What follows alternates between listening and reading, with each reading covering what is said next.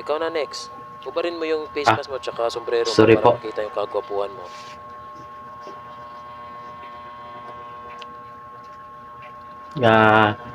Good morning, sir. Good morning, classmates. Uy, P, sobrang gwapo naman niya. Ah, ako nga po pala si Pugoy Kitkit.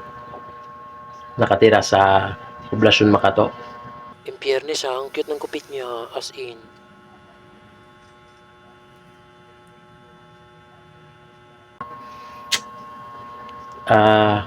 I'm 20 years old and my hobby is playing basketball, not girls. Ay, ang shala, P. Perfect na perfect. Anak ka ng pu, anak ka ng pu, anak ka ng pulis ng may